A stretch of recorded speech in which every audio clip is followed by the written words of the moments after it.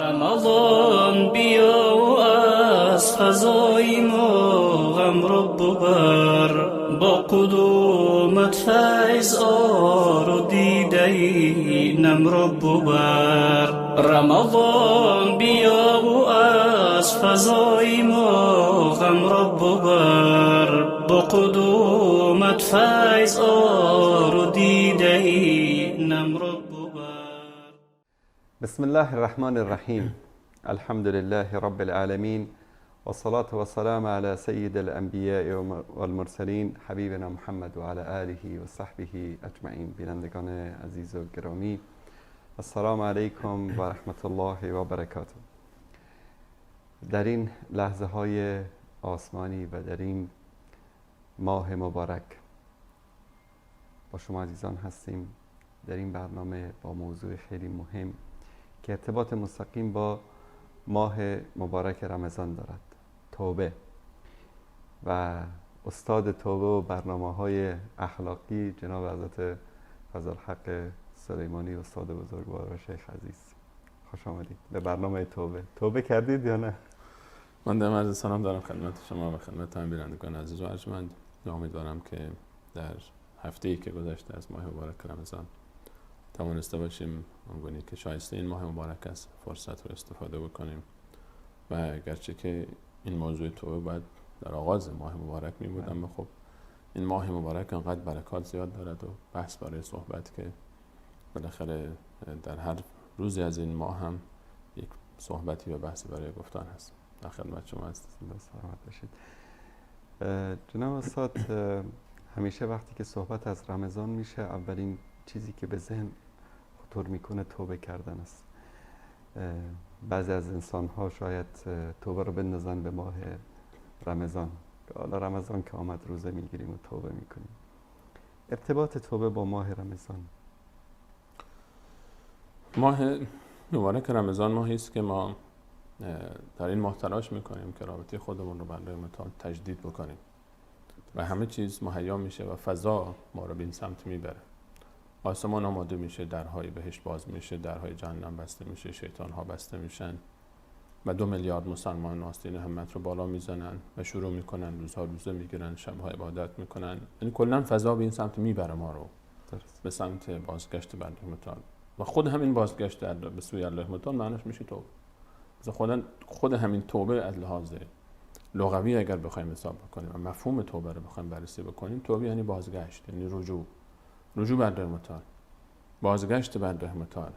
به خاطر همین الله سبحانه و تعالی میفرماید که فتوبوا الی الله جمیعا ایها المؤمنون حکایت همین است لعلکم تفلحون.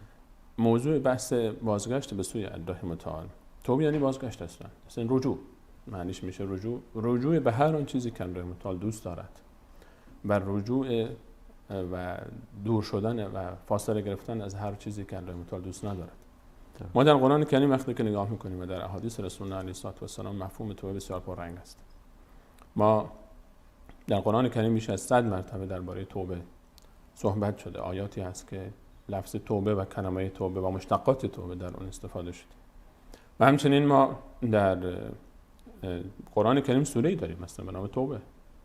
و جالب است که این سوره با وجود اینکه سوره توبه سوره‌ای هست که بیشتر معروف هست به سوره تبوک، مثل سوره انفال که معروف هست به سوره بدر و احداث غزوه بدر رو مشخص میکنه. سوره انفال درباره بدر است که اولین غزوه مهم است که اتفاق افتاده و سوره توبه درباره تبوک آخرین غزوه‌ای هست که اتفاق افتاده. و سوره توبه بحث بسیار مفصلی داره. سوره در 129 وضعیت منافقین و کفار از و حکایت جهاد همون جهاد تبوک شروع میشه، کسانی که رفتن، کسانی که نرفتن، کسانی که ماندن از مسلمانان و از منافقین. و در این سوره یک حکایتی ذکر میشه درباره 3 نفر از صحابه‌ای که باز ماندن از غزوه تبوک و نرفتن و اینا توبه کردن و حکایت اعتذار اینها و معذرت خواهی اینها و پذیرفته شدن توبه اینها که یک بحث مفصلی است. کعب بن مالک، مرارة ابن ربیع، هلال ابن امیه، اینها کسانی بودن که آمدن اعتراف کردن کوتاهی کردیم، نرفتیم یا رسول الله ما رو بخش و بایکوت شدن. 1 ماه کسی با اینا حرف نزد و چنان عرصه بر اینها تنگ شد تا الله تعالی توبه اینها رو پذیرفت. در 118 از این سوره درباره اینها صحبت میشه.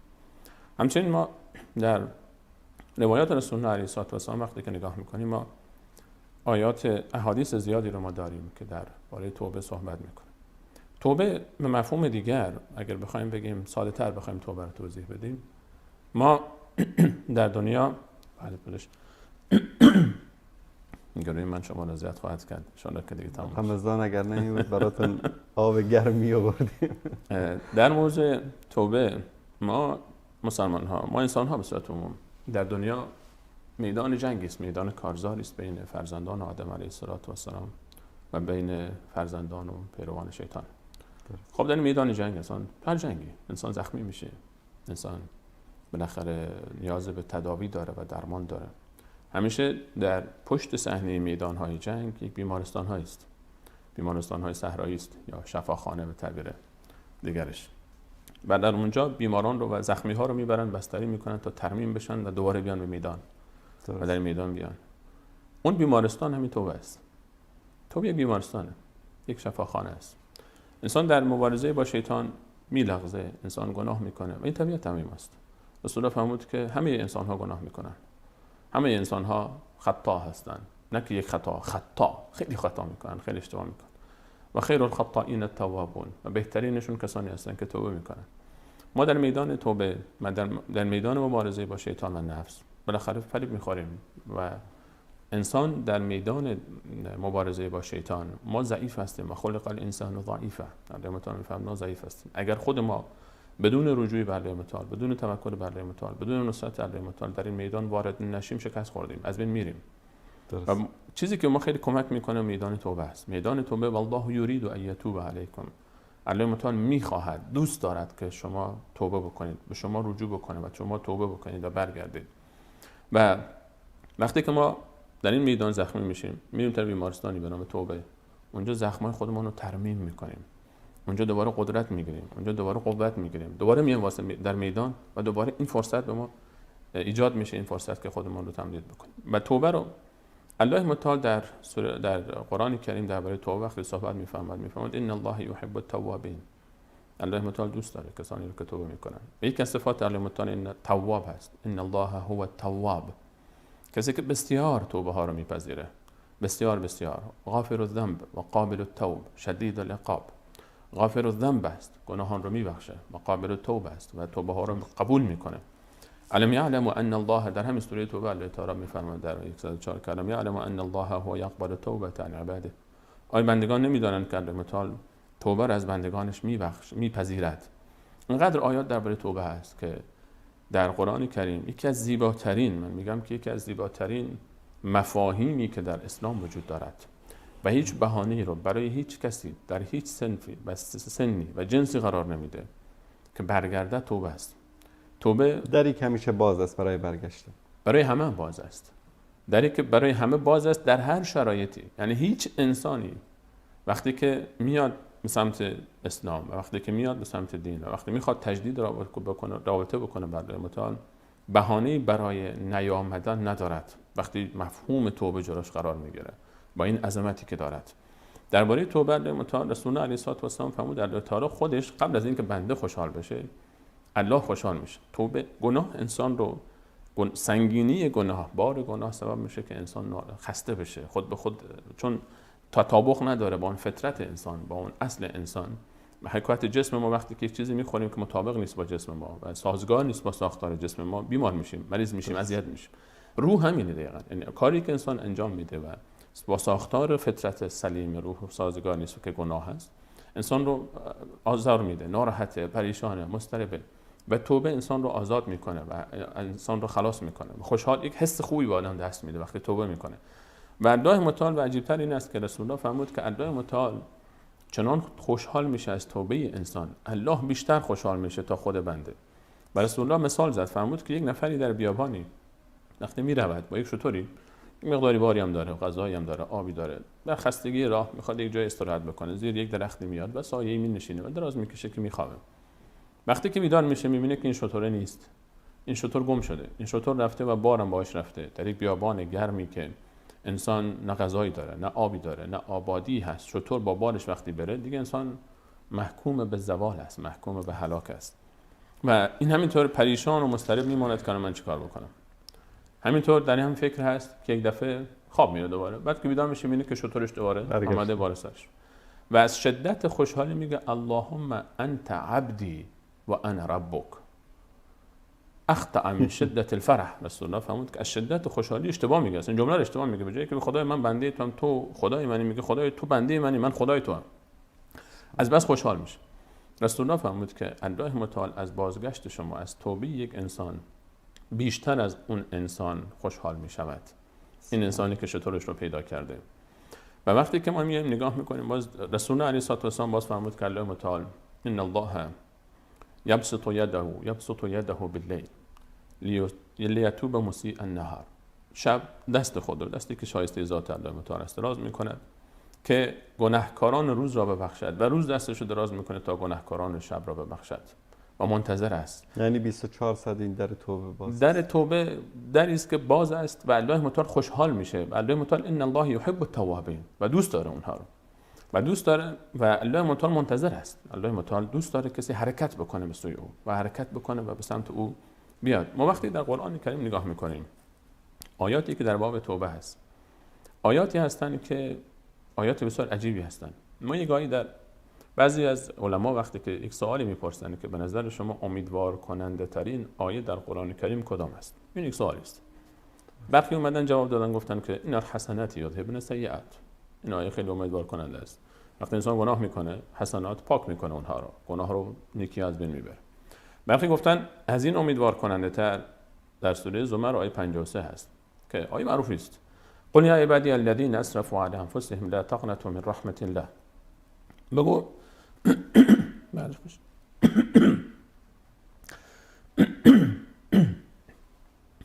دیگه باید تحمل کنید. من قل یا عبادی الذین اسرفوا علی انفسهم، ای بندگانی که قل یا عبادی، همون ابتدای آیه وقتی که رحمتان آغاز میفرماید که یا عبادی، ای بندگان من، یعنی همون اول خطاب و نسبت میده به خودش، بندگان شما بنده های من هستید، هر چی باشه بر آخرش من خدای شما، من شما رو خلق کردم.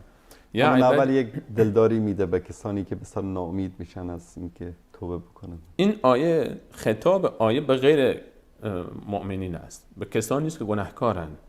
یعنی همون اول الله متعال خطاب به کسایی که اصلا ایمانی ندارن، حتی به الله تعالی رابطه‌ای با الله متعال ندارن، همون انسان‌های گناهکار دور از الله رو خطاب قرار میده. میفرماید که یا عبادی الذین اسرفوا علی انفسهم، کسانی که در گناه کردن هم بسیار پیش رفتن، اسراف کردن، یعنی نه که فقط گناه کردن، چنان گناه کردن که دیگه حالا به تعبیر ساده‌تر خودمانی شیطان در حیرت مانده است که این چیکار میکنه، تا این حد پیش رفتن در گناه. همین رو الله تعالی میفرماید یا عبادی، تو بنده من هستی، یا عبادی الذین اسرفوا علی انفسهم لا تقنطوا من رحمت الله.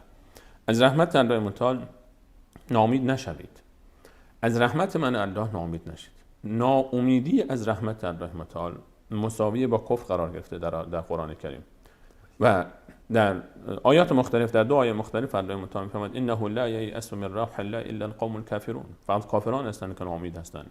باز از زبان ابراهیم علیه السلام می‌فرماید ما یقنط من رحمت ربه الا الضالون، غیر از گمراه چه کسی ناامید است از رحمت الله متعال. الله متعال می‌فرماید ان الله یغفر الذنوب جمیعا. یکی از اسبابی که شیطان همیشه در راه مبارزه با او ما رو میخواد که ناامید، ما از میدان خارج بکنه، ناامید کردن ماست. از بزرگترین وسایلی که شیطان برای زدن یک انسان استفاده میکنه ناامید کردن او از رحمت الله. میگه تو که دیگه تو آدم بشو نیستی. یعنی این حس وقتی در وجود انسان به وجود بیاد، این حس رو شیطان خیلی تلاش میکنه در وجود ما ایجاد بکنه. بعد از هر گناه، بعد از شکستن توبه، انسان وقتی که توبه میکنه و میشکنه و باز گناه میکنه و گناه میکنه، بعد به خودش میاد میگه من که دیگه از من گذشته، من نمیتونم آدم خوبی باشم، دیگه خدا قبول نمیکنه. من نمیتونم. دیدیم که میگن که دیگه ما اینقدر گناه کردیم، چطور امکان داره که خداوند ما رو ببخشه؟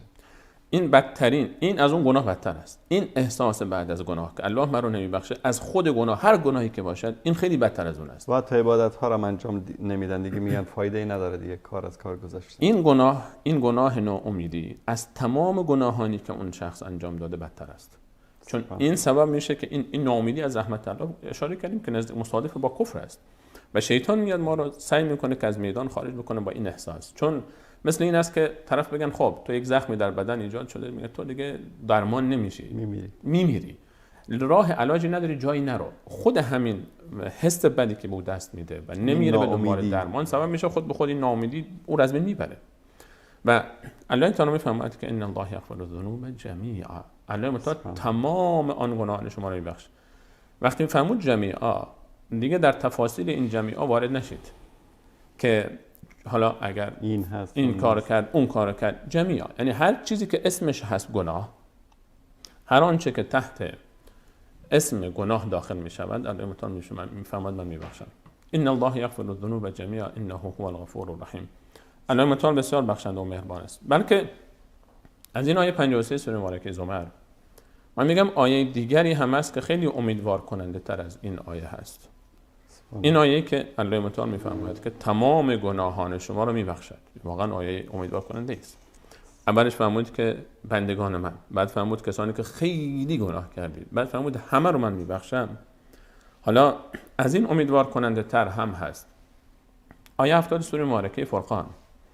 الله تعالی در ذکر صفات عباد الرحمن وقتی که از آیات 61 62 شروع میفرماید کسانی هستند که قتل نمی‌کنند، زنا نمی‌کنند، کسانی که غیر الله را نمی‌خوانند، قتل نمی‌کنند، زنا نمی‌کنند. در آیه قبلش در آیه 70 میفرماید که الا من تاب و آمن و عمل عملا صالحا، کسی که گناه توبه کرده از گناه، همون کسی که شرک میکنه، همون کسی که زنا کرده، همون کسی که قتل کرده، اگر توبه کرد و ایمان آورد و عمل صالح انجام داد، فاولئک یبدل الله سیئاتهم حسنات. عجب. یعنی نه تنها الله تعالی گناهان او رو میبخشه، تمام این گناهانش رو برمی‌داره تبدیل میکنه به نیکی‌ها، تمام گناهانش رو تبدیل میکنه به نیکی‌ها. این از اون من برداشت من اینه که این آیه از اون آیه امیدوار کننده تر است. حکایت مثل اینه که یک نفری یک قرض بسیار بزرگی داره، $1 میلیون بدهکار است. مثلا یک کسی میاد اون طلبکار میگه خب من قرض تو رو بخشیدم. اون آیه 53 زمر اشاره به همین داشت که گناه همش بخشیده میشه.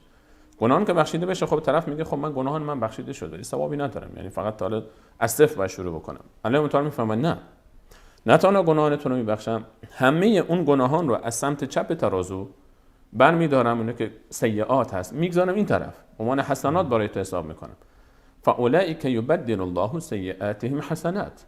تمام گناهان اونها رو، تمام گناهان شما رو الله تعالی میفهمه من به شما به ثواب تبدیل میکنم. قرض $1 میلیون که بخشیده میشه، این چی $1 میلیون دیگه بهش طرف میده میگه به این $1 میلیون مال تو باشه. همچین تشبیهش اینطور میشه. یعنی شما ببینید که الله متعال میفرماید که هر چقدر گناه داری، خب شما با یک توبه میتونی همه اونها رو تبدیل به ثواب بکنی. یعنی هر چقدر گناه زیاد شده باشه، یعنی طرف مثلا 30-40 سال گناه کرده، بعد از اون ایمان آورده، توبه کرده، همه اون اعمال زشتی که در این 30-40 سال انجام داده تبدیل میشه به اعمال صالح. الله تعالی میفهمد. این صحبت من نیست، این آیه قرآن است. آیه 70 سوره مبارکه فرقان. فاولئک یبدل الله، به شرط اینکه ایمان بیاره و عمل صالح انجام بده. فاولئک یبدل الله سیئاتهم حسنات. الله تعالی تمام بدیهای اونها رو تبدیل میکنه به نیکی‌ها. حالا بعد از این آیه چه بهانه‌ای باقی میماند برای اینکه کسی برنگرده؟ یعنی واقعا با این آیه، با اون آیه 53 سوره مبارکه زمر، با این آیه و آیات فراوان دیگری، و اذا جاءك در سوره مبارکه انعام آیه 54 الله تعالی می‌فرماید اذا جاءك الذين يؤمنون بآياتنا فقل سلام علیکم. مؤمنی پیش شما اومد سلام بکن، لطف الله تعالی و رحمت الله تعالی رو مشاهده بکن. سلام علیکم انه من عمل منکم سوءا بجهاله، کسی که از روی نادانی گناهی رو انجام بده، چون گناه مصدرش نادانی است.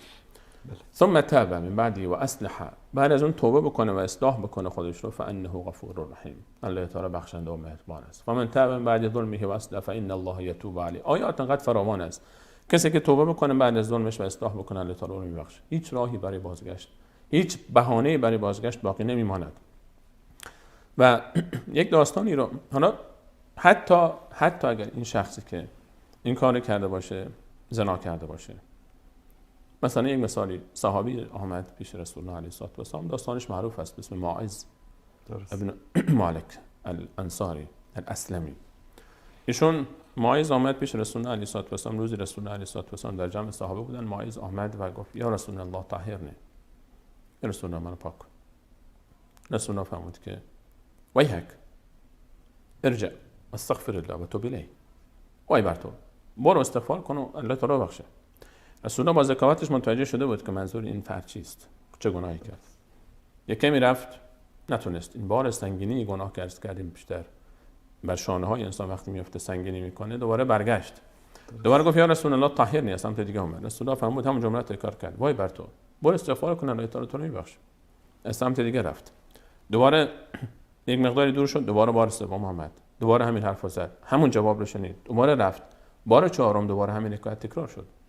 آمد و بار چهارم دوباره آمد و همین حرف رو زد. هر بار رسول الله علیه السلام میخواد که واعظ رو بفرسته بره. گناهی کردی، نیاز به ملا نیست، نیاز به کشیش نیست، نیاز به راهب نیست، نیاز به واسطه نیست، نیاز به هیچ کس نیست.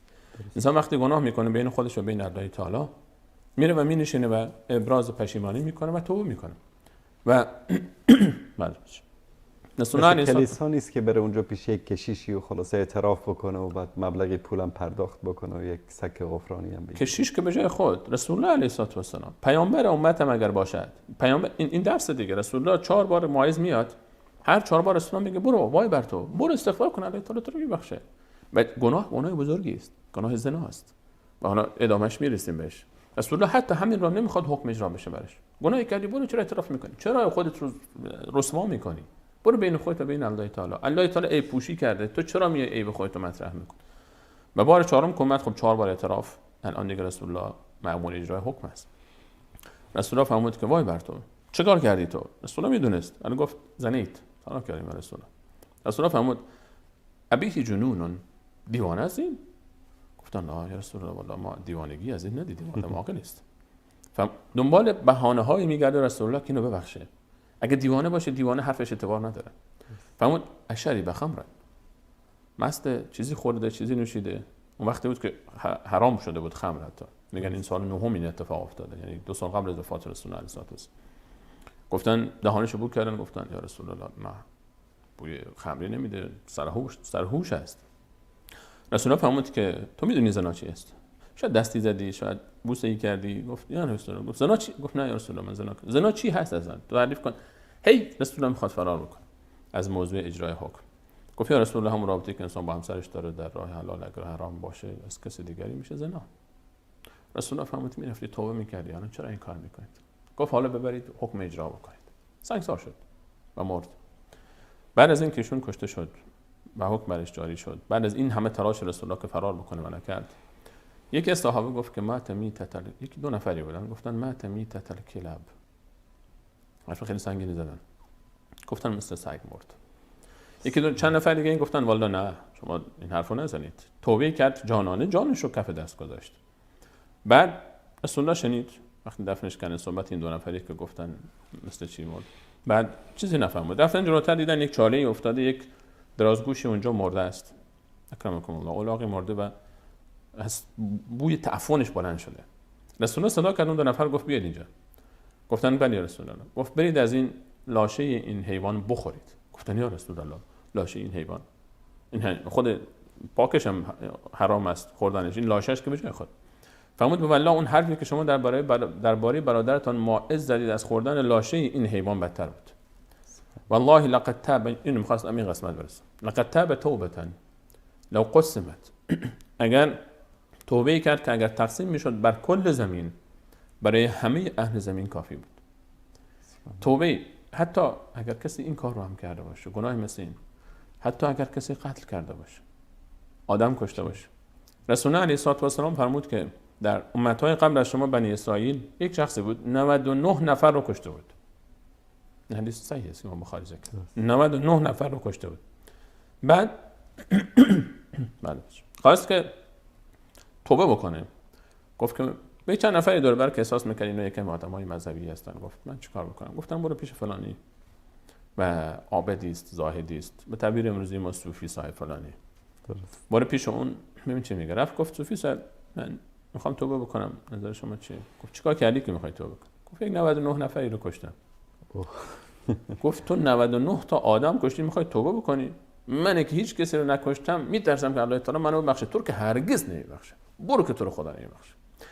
بعضی انسان‌های جاهلی که انسان‌ها رو از الله دور می‌کنند، مثل این آدم، که عابد عالمی نبود، فقط زاهدی بود، عبادت میکرد بدون علم. هنوز هم هستن خیلی از دور و بریای ما به خاطر گناه، شخصی رو به خاطر گناه، به خاطر فسق و فجور، هر انسانی در هر شرایطی که قرار داره وقتی که صحبت از توبه میشه بخشیده خواهد شد، هر کی میخواد باشه. اینو گفت خب حالا که من نمیبخشه، من یک نفر کم داشتم که این پکیج من کامل بشه، تو رو هم میکشم. این رو هم زد کشت، شد 100 نفر. یک مدتی گذشت، دوباره پشیمان شد. پیش خودش انسان وقتی گناه میکنه تو آینه، وقتی خودش رو نگاه میکنه پیش خودش با خودش میگه که فلانی بسته دیگه. هر انسان این کار میکنه. ما به دیگران نگیم، در خلوت خودمون نفس خودمون، نفس اماره انسان رو هی درگیر باهاش، نکن بس کن دیگه فلانی، بس کن. دوباره پشیمان شد. گفتن چیکار کنم؟ گفتم برو این دفعه پیش فلانی، یک عالمی رو معرفی کرد.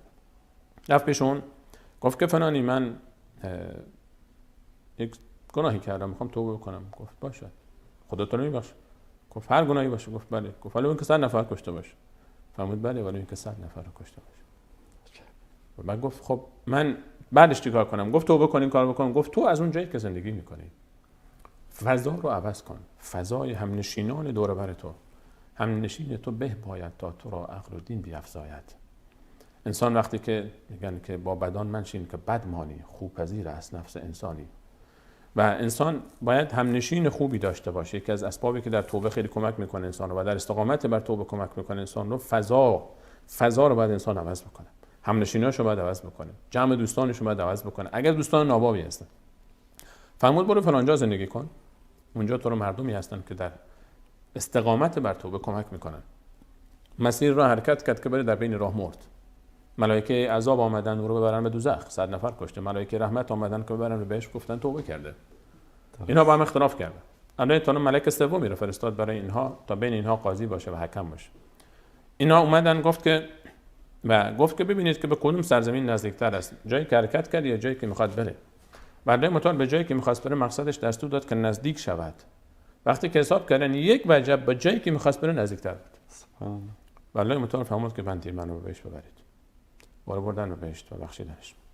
بعد که عجیب‌تر از این، ما در سوره بروج الله مطابق داستان اصحاب اخدود رو برای ما ذکر میکنه. قتل اصحاب الاخدود، کسانی که در گفته میشه در قول راجح‌تر در سرزمین یمن، مؤمنان زمان که پادشاه وقت میخواست اونها رو از دینشون خارج بکنه و نپذیرفتن و خندق‌هایی از آتش درست کرد و اینها رو زن و بچه و پیر و جوان رو در آتش میانداختن و میسوزوندن و خودشون هم با هم علی ما یفعلون بالمؤمنین شهود.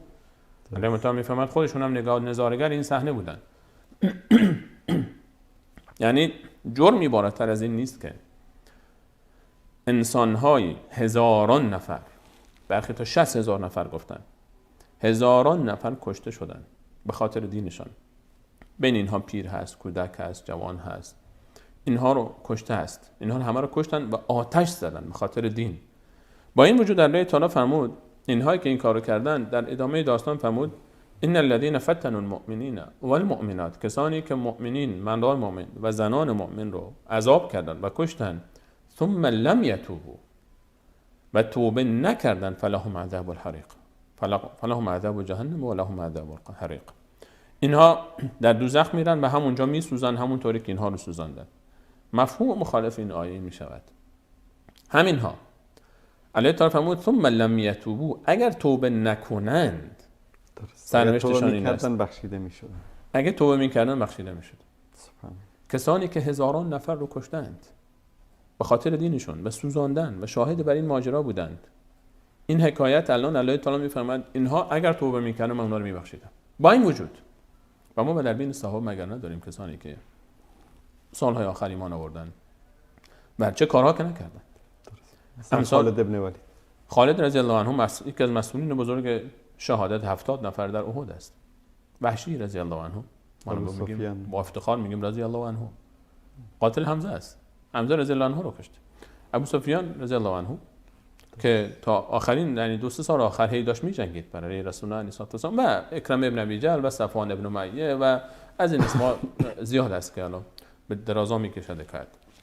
خلاصه بحث این است که استاد عزیز، ما در موضوع توبه وقت صحبت میکنیم از مجموعه آیات و روایاتی که اینا یک قطره‌ای از دریاست، در بحری که درباره توبه در قرآن کریم و آیات و روایات آمده، وقتی بررسی میکنیم به این نتیجه میرسیم که هیچ انسانی در هیچ شرایطی هیچ وقت نباید ناامید بشه از بخشیدن، حتی اگر انسان کشته باشه. حالا این سوال پیش میاد، خب وقتی که انسان کشته شده حق الناس از حقش نمیشه؟ اینا روز قیامت بعضی انسان میپرسن، آدم کشته، اگر الله بود توفیق توبه بدهد و در مقابل است والله لا یهدی القوم الظالمین، الله تعالی ظالم را بین راحتی توفیق توبه نمیدهد. اگر توفیق توبه نصیب او شد و توبه کرد، الله تعالی او را میبخشد توبه خالصانه از دل. کالا شرایط توبه رو صحبت خواهیم کرد. الله تعالی او را میبخشد و بعد روز قیامت اینها این کسانی که کشته شدن همه اینا شاکی هستند، میآیند و شکایت خواهند کرد، اما الله متعال از جانب خود اونها رو راضی خواهد کرد، چون توبه این یک توبه خالصانه و صادقانه است. و از مجموع اینها به این نتیجه میرسیم که هیچ راهی، یعنی هیچ شخصی در هیچ شرایطی، در هیچ موقعیتی، در هیچ سنی نباید ناامید بشه از لطف الله متعال، از رحمت الله متعال، از بخشش الله متعال، از بازگشت به سوی الله متعال. هر چقدر که گناه کرده و هر گناهی هم که کرده، من نمونه‌ای فقط ذکر کردم، از قتل انسان، از فساد اخلاقی، از ترک نماز، از ترک عبادت، از ترک روزه، کافی است که ما فرصت رو غنیمت بشماریم. و رسول الله علیه السلام فرمود که توبه بکنید که من روزی 100 بار توبه میکنم. حتی رسول الله علیه السلام. یعنی این یک از عبادت‌هایی است که ما در ماه مبارک رمضان هر روز باید انجام بدیم. بیایم بنشینیم و صادقانه بین خودمون و بین الله متعال و بگیم یا الله ما رو ببخش و توبه بکنیم. جزاکم الله خیر. یعنی توبه فقط برای انسان‌های گناهکار نیست و حتی مؤمنین هم مکلف بر این هستند که توبه بکنن. مگر گناهکاری هست که ما روز زمین مگر کسی هست که گناه نکنه؟ ما فقط پیامبران رو داریم که گناه نمی‌کردن و معصومند. و وقتی رسول الله که معصوم است میفهمد من روزی 100 بار توبه میکنم، حال ما مشخص است. هر انسان مؤمنی باید توبه بکنه و هر روز. اینطور نیست که ما بگیم خب من که وضعم خوب، نه، گناهانی هست که ما اصلا متوجه نمیشیم. از وقتا ما گناهانی هست انجام میدیم که گناه اصلا نمیدونیم که انجام دادیم، اصلا متوجه گناه نمیشیم یا گناه نمیدانیم اون رو اصلا. بعضی مواردی هست که به خاطر عدم آگاهی ما نسبت به اون موضوع ما این اصلا گناه نمیدانیم و چون گناه نمیدانیم انجام میدیم. به خاطر همین همیشه باید ما توبه بکنیم و به الله متعال بخوایم که الله متعال ما رو ببخشه و رجوع بکنیم به الله متعال و از الله متعال یک توبه خالصانه بخوایم که توبه تعبیری که قرآن کریم داره توبه نصوحا، یا ایها الذین آمنوا توبوا الی الله توبه نصوحا، توبه‌ای که بازگشتی نباشد. تلاش بکنیم که دیگه برنگردیم و توبه انجام بدیم. در مورد توبه نصوح و شرایط توبه ان شاءالله بعد از یک میان برنامه کوتاه صحبت خواهیم کرد. بینندگان عزیز گرامی، با لحظه‌های آسمانی در خدمت شما عزیزان هستیم و صحبت در مورد توبه است و ماه مبارک رمضان فرصت بزرگی است برای توبه کردن و برگشتن به سوی الله متعال. با ما همراه باشید. لحظاتی بعد با ادامه برنامه در خدمت شما عزیزان خواهیم بود. رمضان بیا و از فضای ما غم رو ببر، با قدومت فیض آر و دیده نم رو ببر. رمضان بیا و از فضای ما غم رو ببر، با قدومت فیض آر و دیده نم رو ببر. با سلامی دوباره خدمت بینندگان عزیز و گرامی، در این لحظه های آسمانی با موضوع توبه در خدمت جناب استاد فضل الحق سلیمانی هستیم و رسیده بودیم به توبه نصوح. زیاد میشنویم که توبه نصوح، حکایت توبه نصوح چی است و اینکه انسان برای توبه کردن باید یک سری مراسمی رو، آدابی رو باید مراعات بکنه. چطور اصلا میشه توبه کرد؟ یا همینطوری مثلا دلش تصمیم گرفت که توبه کردن دیگه؟ توبه نصوح توبه است که شرایطی داشته باشد. در وقتی که در ذیل این آیه شریفه که الله تعالی فرموده ای الذین آمنوا توبوا الی الله توبه نصوحا، توبه نصوح بکنید ای مؤمنان، به سمت الله متعال که برمیگردید توبه نصوح داشته باشید. وقتی اقوال مفسرین رو می‌بینیم خلاصه سادهش به زبان فارسی خودمون میشه توبه جانانه. درست. یک توبه جوندار، یک توبه ای که انسان بعد از توبه اون انسان قبل از توبه نباشد در اون گناهی که توبه کرد، وگرنه توبه معنی نداره دیگه. و توبه ویژگی هایی باید داشته باشد. در سوالی که فرمودید چیکار باید بکنیم؟ مراسم نیاز هست. هیچ نیازی به مراسم نیست به جز یک وضو گرفتن و یک سجاده، حتی همون هم نیاز نیست. اگه کسی خواست 2 رکعتی بخونه نخواندم نیاز نیست. وضوش هم میگم اونم حالا تشریفات بعدش بود.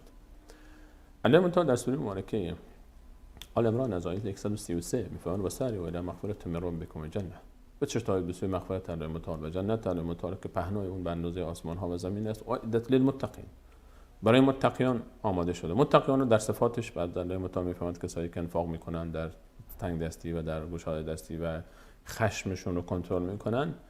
والذین در آیه 134 میفرماید والذین اذا فعلوا فاحشة، وقتی مرتکب یک فحشایی بشن، متقین. درست. یک صفات متقین است. اذا فعلوا فاحشة، متقی فاحشه مرتکب میشود. فاحشه گناه خیلی بزرگ. متقیان هم احیانا گناهان خیلی بزرگی انجام میدن. قرآن میفرماید این صفات متقین رو داره میگه دیگه. اعدت للمتقین الذین، یکی از صفاتشون اینه که اذا فعلوا فاحشة، وقتی گناه خیلی بزرگی انجام میدن. گفتیم صحابی زنا کرده بود، معاذ صحابی زنا کرده بود، این اتفاق میفته. انسانیم ما، هممون گناه میکنیم، گناه خیلی بزرگ. و متقین هم اینجوری نیست که ما فکر کنیم انسان‌های متقی، انسان‌های با خدا اینا دیگه واقعا هیچ گناهی ندارن. دارن، ما نمیدونیم. درست. الله متعال یک از لطف الله الطافش بر ما این است که ما میپوشانه عیب‌های ما. هممون داریم، هر کسی داره. الله متعال میفهمد که اینها وقتی که این گناه رو میکنن اذا فعلوا فاحشة، اینجا دیگه صفات توبه رو ذکر میکنن. او ظلموا انفسهم، یا به خودشون ظلم میکنن با گناهان. ذکر الله، اولین صفت. اولین صفت اینه که توبه باید خالصانه به خاطر الله متعال باشد. توبه به خاطر الله باید باشه. من میخوام رابطه خودم رو با الله تجدید بکنم، به خاطر این گناه رو ترک میکنم، نه به خاطر این که اگه این گناه رو ترک نکنم بهم زن نمیدن. یه گناهی دارم هم میدونن، رفته خواستگاری میگن آقا تو فلان گناه رو داره، خب من ترک میکنم که ازدواج کنم. من این گناه رو ترک نکنم اخراج میشم از کار، مدیر من خبر شده من اخراج میکنم. من این گناه رو ترک نکنم خانواده خبر شدن زشت آبروم رفت پیش بقیه. نه این فایده نداره. ذکر الله، گناه فقط به خاطر الله. من میخوام رابطه خودم رو با الله تجدید بکنم. الم یعلم بان الله یرا، نمیدونید که الله تعالی شما رو میبینن. میخوام الله تعالی دیگه منو در این گناه نبینه. من میخوام با خود فقط بین خودم بین الله تعالی. مردم چی میگن چی نمیگن هیچ مهم نیست. جایگاه ما نزد الله متعال اون چیزی نیست که مردم میگن، اون چیزی است که الله متعال از ما میبیند. مردم منو خوب میبینن ولی آیا الله منو خوب میبیند؟ مردم منو بد میبینن، بد میبینن، آیا الله هم منو بد میبیند؟ این مهم نیست که مردم چی میبینن، مردم چی میگن، مردم هر چی میخوان بگن. این معیار نیست. معیار اون چیزی است که الله متعال از من میبیند. بل الانسان علی نفسه بصیره، انسان خودش آگاه است به حال خودش و فقط به خاطر الله تعالی باشد. من میخوام فقط رابطه خودم رو با الله تعالی تجدید کنم. من هدفم اینه که میخوام یه بنده خوبی باشم برای الله تعالی، فقط همین. شرط اولش اخلاص، فقط به خاطر الله تعالی باشه. دوم ذکر الله فاستغفروا لذنوبه، اعتراف به گناه. اول به خاطر الله است، دوم اعتراف به اون گناه است، استغفار میکنه. همین خود الله استغفار گفتن، استغفر الله استغفر الله. رسول الله علیه الصلاه و السلام فرمود که سه مرتبه بگه استغفر الله الذي لا اله الا هو الحي القيوم و اتوب الیه، سه بار اینجور دعا رو تکرار بکنه، گناهانش همه بخشیده میشه، برای که منازل کف دریاها باشد.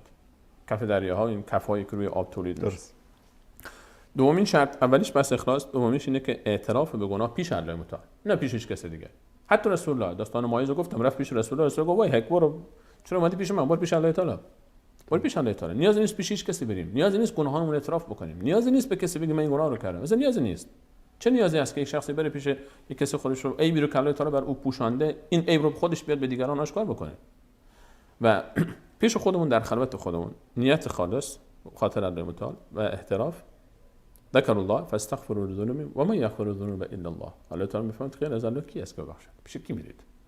نه نیاز است در قبر امامزاده بره، نه نیاز است پیش آقا و نه کسی رو واسطه بکنه، نه کسی رو واسطه بکنه، هیچ کس. اخلاص، استغفار. و سومین شرط ولم یصروا علی ما فعلوا، اصرار بر آنچه که انجام میداد قبلا نداشته باشه. من وقتی که توبه میکنم بگم خدایا منو ببخش، من تو اشتباه کردم، خدایا من توفیق بده دیگه این گناه نکنم، در دل خودم عزم خودم رو جزم میکنم با تمام وجود که من دیگه این کار انجام نمیدم، ولو اینکه 1000 بار دیگر هم انجام بدم.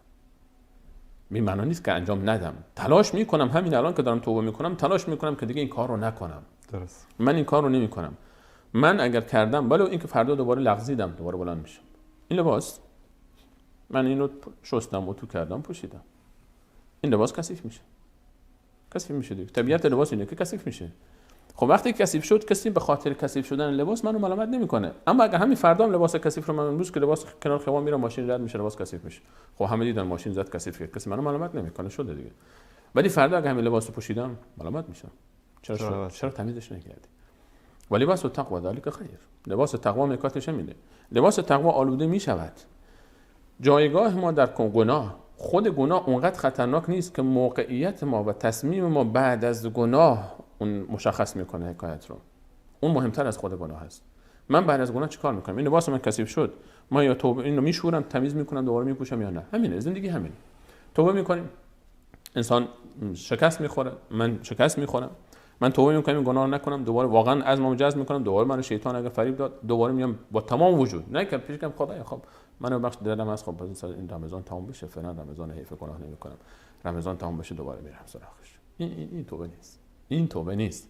من بگم رمضان، به حرمت رمضان این گناه رو ترک میکنم. بعضی این کار میکنن، رمضان رو این گناه رو نکنه، این خوبه.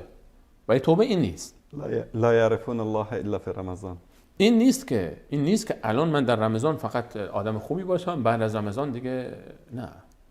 توبه ای که من عزمم جزم میگم خدای من گناهانی که الان ترک کردم، بعد از رمضان دیگه نمیکنم. ولی این گفتم دوباره اعزام کنم. 1000 بار هم اگر من بلغزم بلند میشم دوباره. سرباز در میدان جنگ کی از پای در میفته؟ وقتی که دیگه مبارزه نکنه، سلاحش رو بذاره کنار. زخمی شد میره بیمارستان، خودشو درمان میکنه، دوباره میاد. من اگر گناه کردم دوباره استغفار میکنم، دوباره توبه میکنم، دوباره میام، دوباره لباسمو میشورم، دوباره میپوشم. خالصانه به خاطر الله باشد، اعتراف به گناه باشد، تلاش برای عدم انجام گناه، ولی که 1000 بار توبه خودم رو بشکنم دوباره برمیگردم. 1 میلیون بارم توبه شکسته بشه، به رغم کوری چشم شیطان دوباره توبه میکنم، دوباره گناه لباس تقوای من اگر آلوده شده با اشک خودم میشورمش، دوباره میام پیش الله تعالی، الله تعالی منو ببخشه. جناب استاد الان یک فرمودید که انسان متقی که توبه میکنه، یعنی طوری که من متوجه شدم انسان‌های مؤمن و متقی گناه کنن متوجه میشن، برمیگردن به طرف خدا رو در نظر میگیرن، توبه میکنن. اما انسانی که متقی نباشه، انسانی که مؤمن نباشه، دیگه همون اعمال زشتش رو انجام میده و فکر میکنه که خیلی کار خوبی هم داره انجام میده. ما یکی از دعاهایی که باید بکنیم از الله بخوایم به ما توفیق توبه بده، ما رو غافل نکنه. ان الذين اتقوا، الله تعالی میفرماید متقین که صفاتشون اذا مسهم طائف من الشیطان تذکروا، وقتی که یک شیطان اونها رو فریب میده یادشون میفته. همین گفتیم ذکر الله، یاد الله میافتن. متقی گناه میکنه ولی گناهش رو ادامه نمیده، ولی پشیمانه، ولی میاد و برمیگرده. و این صفت توبه وقتی در وجود انسان باشه، این خوبیش اینه که صفت توبه وقتی در وجود ما باشه ما رو نجات میده. و یکی دیگه از صفات این است که این 3 تا صفت گفتین، چهارمین صفت اینه که قبل از مرگ باشد. توبه قبل از مرگ. الله تعالی در سوره مبارکه نساء باز میفرماید که ولیست التوبه للذین یعملون السیئات حتی اذا حضر احدهم الموت قال انی تبت الان. توبه اون نیست که شما ملک الموت رو با چشم سر ببینید میگه خب الان من توبه میکنم. خب فرعون اون موقع ایمان آورد.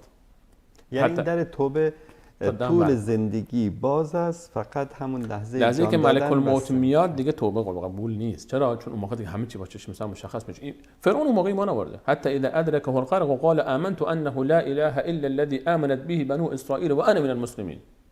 آیه قرآن میفرماید وقتی غرق شد گفت هم خدایی که بنی اسرائیل ایمان آورده، من با اون خدای ایمان آوردم، من مسلمانم. الله تعالی الان وقد عصیت قبل، الان این همه گناه کردی، قبل تمام بسته شد.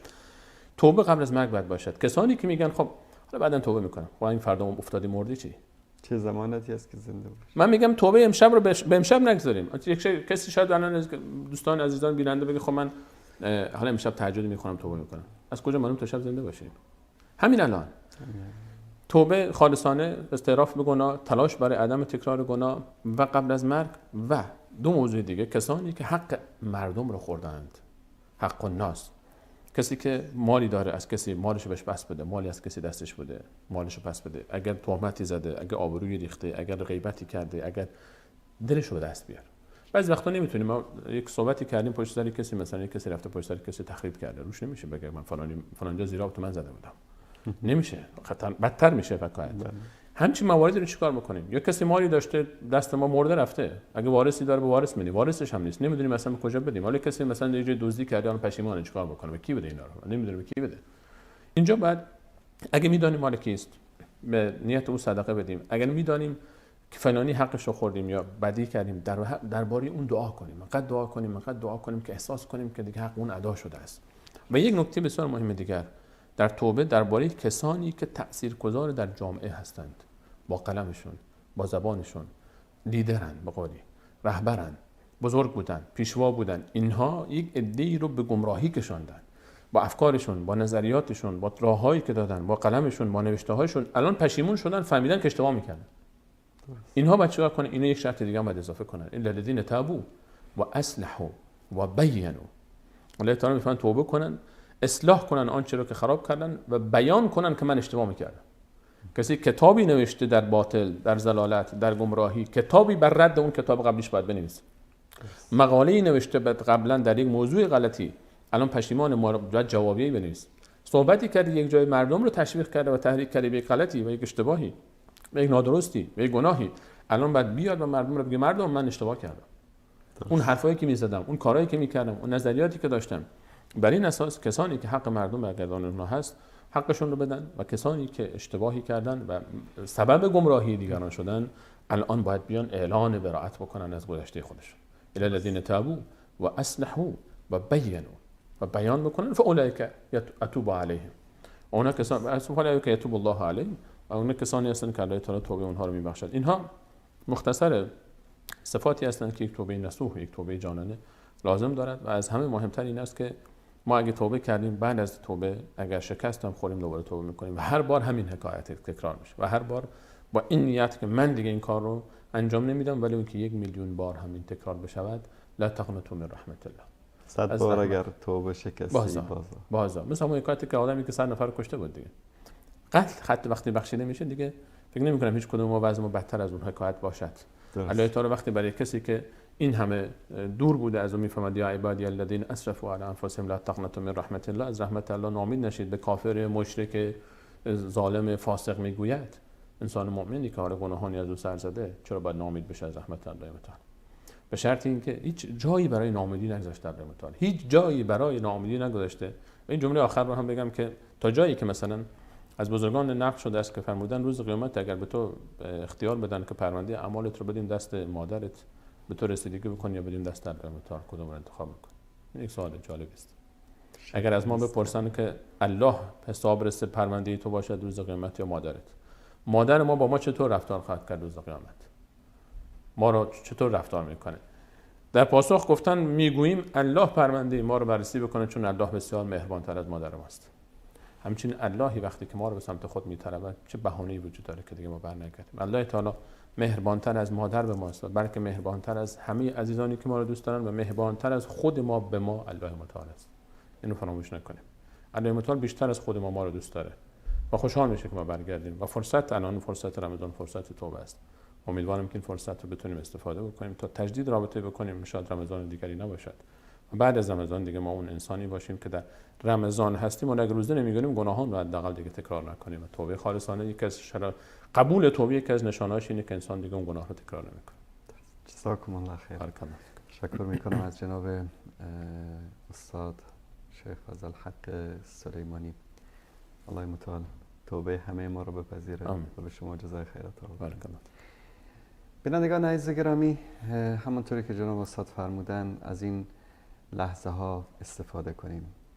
در هر روز از روزهای ماه مبارک رمضان الله سبحانه و تعالی تعداد زیادی از بندگانش را از آتش جهنم نجات می‌دهد و وارد بهشت می‌کند. بیایید با توبه کردن و بازگشتن به سوی الله سبحانه و تعالی از جمله این بندگانی باشیم که الله متعال ما را به بهشت برین در آن سعادت ابدی میبرد. تا فرصت دیگر و لحظه های آسمانی که در خدمت شما عزیزان خواهیم بود، همه تان را به پروردگار متعال میسپارم. صلی الله علی سیدنا و حبیبنا محمد و علی آله و صحبه اجمعین و السلام علیکم و رحمت الله و برکاته.